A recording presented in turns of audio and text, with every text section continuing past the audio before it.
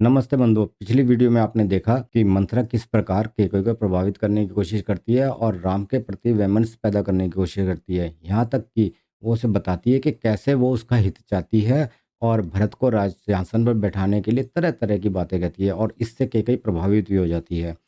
और फिर केकई कैसे व्यवहार करती है, अयोध्या कांड के 9वें सर्ग में हम देखते हैं। मंथरा के ऐसा कहने पर केकई का मुख क्रोध से तमतमा उठा। वह लंबी और गर्म सांसें खींचकर इस प्रकार बोली, कुब्जे, मैं श्री राम को शीघ्र ही वहां से वन में भेजूंगी और तुरंत ही युवराज के पद पर भरत का अभिषेक करूंगी। परंतु यह मैं करूंगी कैसे, ये तो मुझे बताओ। तो मंथरा उसको बताती है कि देखो, ये तुमने कैसे करना है मैं अभी तुम्हें बताती हूँ। तो वो एक बात याद दिलाती है केकई को। देवी, पूर्व काल की बात है कि देवासुर संग्राम के अवसर पर राज ऋषियों के साथ तुम्हारे पति देव तुम्हें साथ लेकर देवराज की सहायता करने के लिए गए थे। केकई राजकुमारी, दक्षिण दिशा में दंडकारण्य के भीतर वैजंत नाम से विख्यात एक नगर है, जहाँ शंबर नाम से प्रसिद्ध एक महान असुर रहता था। वह अपनी ध्वजा में तिमी यानी व्हेल मछली का चिन्ह धारण करता था और सैकड़ों मायों का जानकार था। देवताओं के समूह भी उसे पराजित नहीं कर पाते थे। एक बार उसने इंद्र के साथ युद्ध छेड़ दिया। उस महान संग्राम में छत विक्षत हुए पुरुष जब रात में थककर सो जाते, उस समय राक्षस उन्हें उनके बिस्तर से खींचकर ले जाते और मार डालते। उन दिनों महाबाहु राजा दशरथ ने भी वहाँ असुरों के साथ बड़ा भारी युद्ध किया था। उस युद्ध में असुरों ने अपने अस्त्र शस्त्रों द्वारा उनके शरीर को जर्जर कर दिया था। देवी, जब राजा की चेतना लुप्त सी हो गई थी, उस समय सारथी का काम करती हुई तुमने अपने पति को रणभूमि से दूर हटाकर उनकी रक्षा की। जब वहां भी राक्षसों के शस्त्रों से वे घायल हो गए, तब तुमने पुनः वहां से अन्यत्र ले जाकर उनकी रक्षा की। शुभ दर्शने, इससे संतुष्ट होकर महाराज ने तुम्हें 2 वर मांगने को कहा। देवी, उस समय तुमने अपने पति से कहा, प्राणनाथ, जब मेरी इच्छा होगी तब मैं इन वरों को आपसे मांग लूंगी। इस समय उन महात्मा नरेश ने तथास्तु कहकर तुम्हारी बात मान ली थी। देवी, मैं इस कथा को नहीं जानती थी। पूर्व काल में तुम ही ने मुझसे यह वृतांत सुनाया था। तब से तुम्हारे स्नेहवश मैं इस बात को मन ही मन सदा याद रखती आई हूँ। तुम इन वरों के प्रभाव से स्वामी को वश में करके श्री राम के अभिषेक के आयोजन को पलट दो। तुम उन दोनों वरों को अपने स्वामी से मांगो। एक वर के द्वारा भरत का राज्याभिषेक और दूसरे के द्वारा श्री राम का 14 वर्ष का वनवास मांग लो। यहाँ पर मंथरा बताती है केकई को कि उन्हें क्या करना चाहिए, किस तरह भरत अब राज्य शासन पे आस्तिक हो सकते हैं। जब श्री राम 14 वर्षों के लिए वन में चले जाएंगे, तब उतने समय में तुम्हारे पुत्र भरत समस्त प्रजा के हृदय में अपने लिए स्नेह पैदा कर लेंगे, इस राज्य पर स्थिर हो जाएंगे। वो बताती हैं कि राजा आए तो तुम्हें क्या करना है। जब राजा आ जाए यानी दशरथ आए, तो उनकी ओर आंखें उठाकर ना देखो, न उनसे कोई। महाराज को देखते ही रोते हुई शोक मग्न हो धरती पर लौटने लगना। यानी तरह तरह की नौटंकी करने की प्रेरणा देती हैं, जैसे औरतें करती हैं। अपना तेरे चरित्र चरित्र दिखाती हैं अपने पति से अपनी बात मनवाने के लिए। महाराज तुम्हारी बात किसी तरह टाल नहीं सकते मुग्धे, तुम अपने सौभाग्य के बल का प्रयोग करो। ऐसी कई बातें कर कर मंथरा ने केकई की बुद्धि में अनर्थ को ही अर्थ रूप में जचा दिया। केकई को उसकी बात पर विश्वास हो गया। वह मन ही मन बहुत प्रसन्न हुई। यद्यपि वह बहुत समझदार थी, तो भी कुबरी के कहने से नादान बालिका की तरह कुमार्ग पर चली गई, अनुचित काम करने को तैयार हो गई। उसे मंथरा की बुद्धि पर बड़ा आश्चर्य हुआ और वह उससे इस प्रकार बोली, हित की बात बताने में कुशल कुब्जे, तू एक श्रेष्ठ स्त्री है। मैं तेरी बुद्धि की अवहेलना नहीं करूंगी।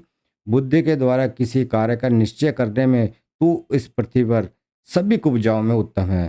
केवल तू ही मेरी हितैषिणी है और सदा सावधान रहकर मेरा कार्य सिद्ध करने में लगी रहती है। कुब्जय, यदि तू न होती तो राजा जो षड्यंत्र रचना चाहते हैं वह कदापि मेरी समझ में नहीं आता। तेरे सिवा जितनी कुब्जाएं वे बेडोल शरीर वाली, टेढ़ी मेढ़ी और बड़ी पापनी होती हैं। तू तो वायु के द्वारा झुकाई हुई कमलिनी की भांति कुछ झुकी हुई होने पर भी देखने में प्रिय और सुंदर है। अब यहाँ पर जब प्रभावित हो जाती है केकई कुब्जा से, तो उसकी तारीफ करती है, उसकी प्रशंसा करती है, वो कितनी सुंदर है। मंत्र, तेरी पिंडलियां परस्पर सटी हुई हैं। यानी उसके शरीर की शोभा का वर्णन करती है। पिंडली कैसी है, जांघें कैसी हैं, छाती कैसी है, पीठ कैसी है, गर्दन कैसी है। असुर राज शंबर को जिन सहस्त्रों मायाओं का ज्ञान है वह सब तेरे हृदय में स्थित है। इनके अलावा भी तू हजारों प्रकार की मायाएं जानती है। इन मायाओं का समुदाय ही तेरा ये बड़ा सा कुबड़ है। यानी मंत्रा के ऊपर जो पीठ पर कुबड़ होता है वो माया का भंडार है। ये एक तरह से व्यंग भी है। इसी में तेरी मति, स्मृति, बुद्धि, तंत्र विद्या, राजनीति तथा नाना प्रकार की मायाएं निवास करती हैं। सुंदरी कुब्जे, यदि भरत का राज्याभिषेक हुआ और श्री राम वन को चले गए तो मैं सफल मनोरथ एवं संतुष्ट होकर अच्छी जाति के खूब तपाए हुए सोने की बनी हुई सुंदर स्वर्ण माला तेरे इस कुबड़ को पहनाऊंगी और इस पर चंदन का लेप लगाऊंगी। यानी सजाना भी कुबड़ को ही है। कुब्जे, तेरे मुख पर सुंदर और विचित्र सोने का टीका लगवा दूंगी और तू बहुत से सुंदर आभूषण एक दो उत्तम वर्ष धारण कर के देवांगना के समान विचरण करेगी। तो यहाँ पर केकई बताती है कि मैं तुझे क्या कह दूंगी यदि ये सारी बात हो जाती है। यदि राम वहां से वन को नहीं गए तो मैं ना तो भांति भांति के बिछोने, ना फूलों के हार, ना चंदन, ना अंजन, ना पान, ना भोजन, ना दूसरी कोई वस्तु लेना चाहूंगी। इस दशा में तो मैं यहाँ इस जीवन को ही नहीं रखना चाहूंगी। ऐसे अत्यंत कठोर वचन कहकर केकई ने सारे आभूषण उतार दिए और बिना बिस्तर के ही वह खाली जमीन पर लेट गई। उस समय वह स्वर्ग से भूतल पर गिरी हुई किसी किन्नरी के समान जान पड़ती थी। उसका मुख बढ़े हुए अमर्ष रूपी अंधकार से आच्छादित हो रहा था। उसके अंगों से उत्तम पुष्पहार और आभूषण उतर चुके थे। उस दशा में उदास मन वाली राजरानी केकई, जिसके तारे डूब गए हों, उस अनन्य कारण छन्न आकाश के समान प्रतीत हो रही थी। पापनी कुब्जा ने जब देवी केकई को बहुत उल्टी बातें समझा दी तब वह विषाक्त बाणों से सिद्ध हुई किन्नरों की भांति धरती पर लौटने लगी। मंत्रा के बताए हुए समस्त कार्यों को वह बहुत उत्तम ऐसा मन ही मन निश्चय करके बातचीत में कुशल भामिनी केकई ने मंत्रा से धीरे धीरे अपना सारा मंतव्य बता दिया। मंत्रा के वचनों से मोहित हुई दीन हुई गामिनी केकई पूर्वोक्त निश्चय करके नाग कन्याओं की भांति गर्म और लंबी सांसें खींचने लगी और 2 घड़ी तक अपने लिए सुखदायक मार्ग का विचार करने लगी। अब केकई मंत्रा के कहने से प्रिय चरित्र दिखाने के लिए कोप भवन में चली गई है और वहाँ जमीन पर लेट गई है। वहाँ पर दशरथ आएंगे, वो ये सोच कर आते हैं कि अभी तक उस सारी रानियों को पता नहीं है कि वो राम का राज्याभिषेक करने वाले हैं, तो अपनी सबसे प्रिय रानी यानी केकई को बताने के लिए वो सबसे पहले वहाँ पर आते हैं। अब दशरथ केकई के भवन में पहुँचते हैं। किस प्रकार काम बल से संयुक्त वे नरेश रानी की प्रसन्नता बढ़ाने के अभिलाषा से भीतर गए। वहाँ अपनी प्यारी पत्नी को ना देखकर उनके मन में बड़ा विषाद हुआ और वह उनके विषय में पूछताछ करने लगे। उन्होंने प्रतिहारी से भी पूछा, भाई इस महल में रानी क्यों नहीं है? तब प्रतिहारी कहता है ये कि वह कुपित होकर कोप भवन की ओर गई हैं। प्रतिहारी की यह बात सुनकर राजा का मन बहुत उदास हो गया। राजा बूढ़े थे और उनकी यह पत्नी तरुणी थी, अतः वे उसे अपने प्राणों से भी बढ़कर मानते थे। बुढ़ापे का प्रेम बड़ा खतरनाक होता है, यहाँ वो सिद्ध हो रहा है। राजा के मन में कोई पाप नहीं था, परंतु केकई अपने मन में पापपूर्ण संकल्प लिए हुए थी। उन्होंने उसे कटी हुई लता की भांति पृथ्वी पर पड़ी देखा, मानो कोई देवांगना स्वर्ग से भूतल पर गिर पड़ी हो।